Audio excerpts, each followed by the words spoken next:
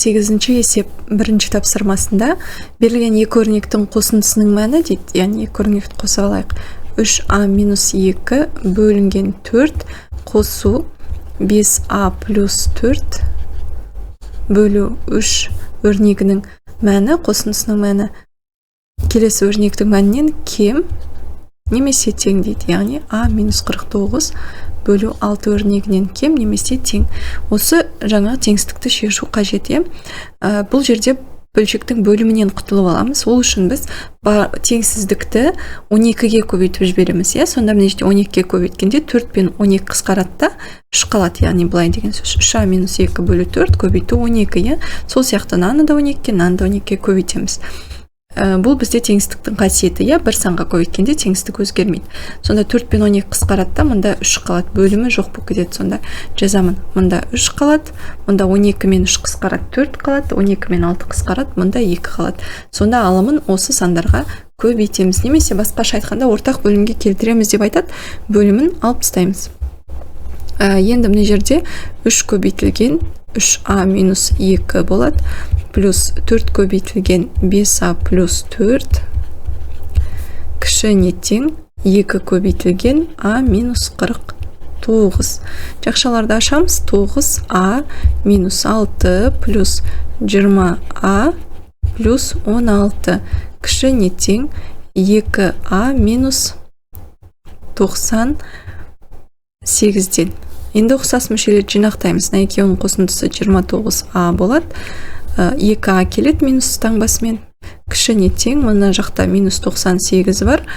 Мұнда 16-тан 6-ны алсам 10, мына жаққа минус 10 болып ауысады. Енді 29-дан 2-ні алсам 27а қалады. Ол кіші не тең. Мұнда 2 теріс сан қосылады, таңбасы теріс болады, 108. Енді аны табу үшін 27-ге екі жақты бөліп тастаймыз. Сонда минус 108 27-ге бөлсек 4 шығады, минус 4 шығады. Аның мәні минус 4-тен кіші, не оған тең екен. Кіші десе, ол минус шексіздіктен минус 4-ке дейін минус 4-ті қоса алғанда деген сөз. Екінші тапсырма, бұл жерде өрнектерінің айырымының мәні дейді. Яғни а плюс 1 бөлу 4 азайтылған а минус 2 бөлу 3 айырымының мәні 5а бөлу 2 өрнегінің мәнінен үлкен немесе тең дейді. 5а бөлу 2-ден. Енді бұл жерде 4, 3, 2-ден құтылу үшін тағы да 12-ке көбейту керек болады. Басқа сан жоқ. 12-ке көбейтеміз. Сонда 4 пен 12 қысқарады, 3 қалады.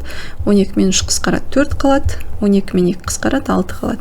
Жазам 3 көбейтілген а плюс 1 минус 4 көбейтілген а минус 2 үлкен не тең 5, 6, 30а болады. Мына жерде жақшаны ашамын. 3а плюс 3 минус 4а минус пен минус плюс 8 болады. Үлкен не тең 30адан.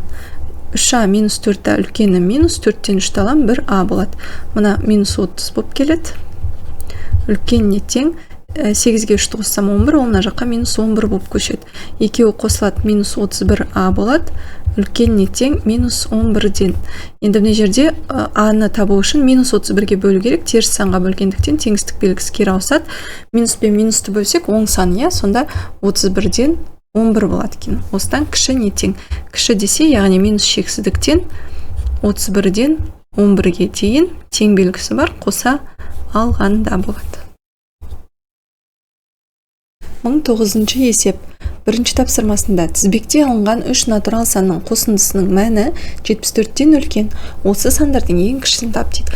Тізбекте алынған 3 натурал санның қосындысы. Яғни біріншісі x десек, екіншісі қосамыз. Екіншісі тізбекте десе, яғни 1, 2, 3, немесе 3, 4, 5, немесе 10, 11, 12 деген сияқты қатар тұрған 3 сан деген сөз.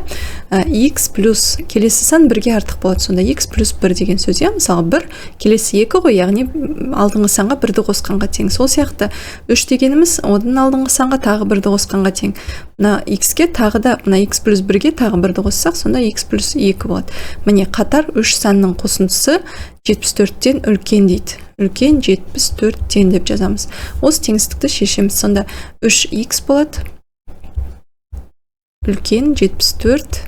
3 қосындысы мына жаққа минус 3 болып ауысады. Сонда 3x үлкен 71-ден. Енді x табу үшін 3-ке бөлеміз. Сонда 7-нің ішінде 3 2 рет бар, 1 қалдық қалады. 11-дің ішінде 3 рет бар. 2 қалдық қалады, 2 қалдық алымына жазылады. Сонда 3.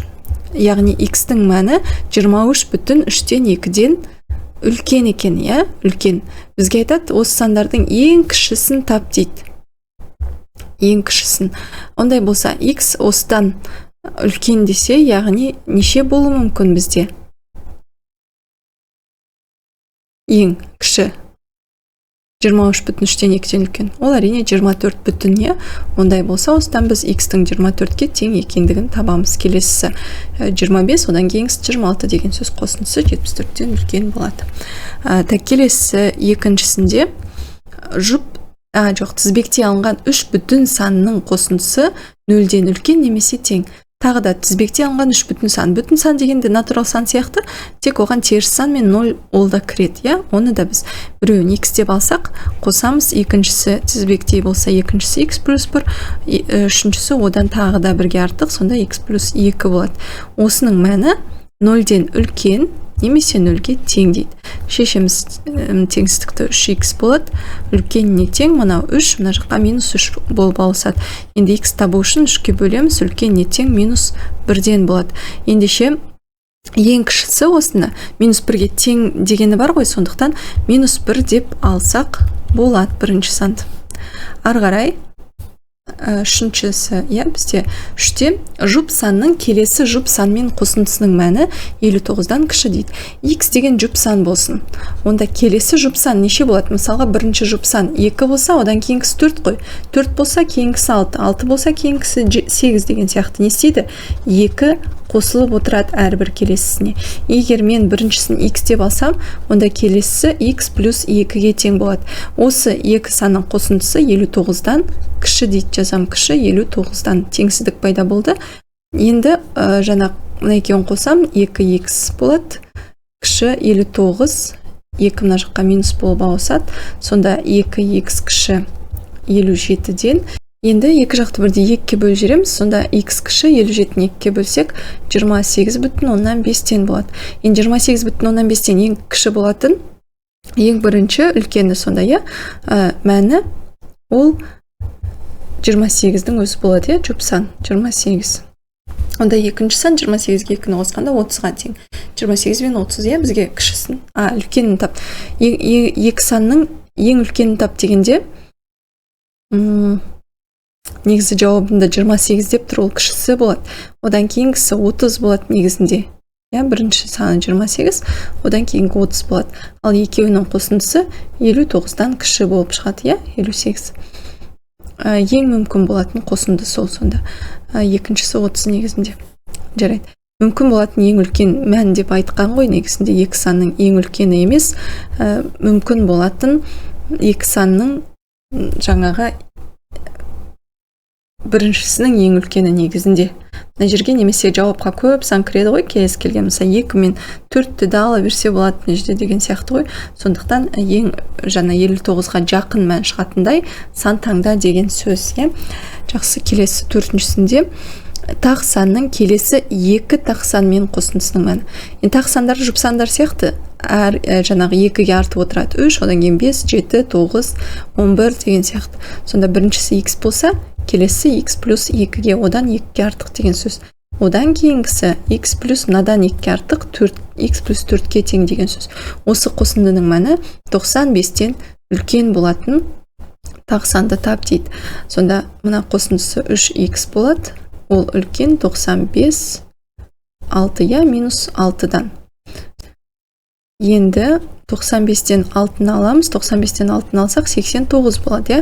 Енді x табу үшін 3-ке бөліп жібереміз, 89 3-ке бөлсек, 8-дің ішінде 3 2 рет бар, 2 қалдық, 29-дің ішінде 3 9 рет бар, 27-ні азайтсақ 2 қалдық. Сонда 29,3-тен 2-ден үлкен болып шығады екен. 29,3-тен үлкен болатын, 3-тен 2-ден үлкен болатын тақ сан, ол бірінші 30-ды кіре алмаймыз, ол жұп, сондықтан 31-ді таңдаймыз, 31 болады екен. Одан кейінгісі 33, одан кейінгісі 35, барлығының қосындысы 95-тен үлкен болып шығады екен. 1010 есеп. Бірінші тапсырмасында бригада бір күнде ұзындығы 50 метр жол салу керек. Жоспарды 10%-ға артық орындау үшін бригада қанша километр жол салуы қажет дейді. Бригада бір күнде 50 метр жол салу керек. Ол бізде 50 метр жол салуы бастапқы жоспары, яғни бастапқы толық жұмысы 50 метр, ол 100% болады. Жоспарды 10%-ға артық орындау үшін ол қанша пайыз жұмыс орындау керек? Мынадан 10% қосамыз, 110% орындау керек деген сөз. Ол онда қанша метр болады? Соны табамыз. X деймін. Осы X табу үшін белгілі екі бұрышты көбейтеміз да белгісіздің бұрышына бөлеміз, 100-ге. Сонда нөлдерді қысқартсамыз, 1, 0 қысқарады, сонда 5 пен 11 қалады. 5 пен 11-дің көбейтіндісі 55. Сонда 55 метр жол салу қажет екен. Екіншісінде, жұмысшы жоспар бойынша 45 тетік дайындау керек. Жоспарды 9%-ға артық орындау үшін ол қанша тетік дайындау керек? 45 тетігі ол бастапқы жұмысы, оның жоспары болған. 100% орындап бітем деп ойлады, сондай тетікті. Ол енді 9%-ға артық орындау үшін, яғни мынаған тағы 9% қоссақ, 109% жұмыс орындау үшін қанша тетік дайындау керек? Табу үшін жаңағындай екі белгілі бұрышты көбейтіп, белгісіздің бұрышына бөлеміз. Енді бұл жерде қысқартуды орындайық. 45 пен 105-ге қысқарады. Мұнда 9, мұнда 20 қалады. 9 пен 109-ды көбейтем, 81, 8 ойда 8, 9, 981 болады, бөлу 20. Енді 98-дің ішінде 24 рет болады, 18 қалдық, 181-дің ішінде 9 рет 1 қалдық, ал мына жасалады. Сонда 49 бүтін 20-дан 1 болады екен. Енді оны ондық бөлшек түрінде жасатын болсақ, 49 бүтін 100-ден 5 тетік дайындауы керек болады екен.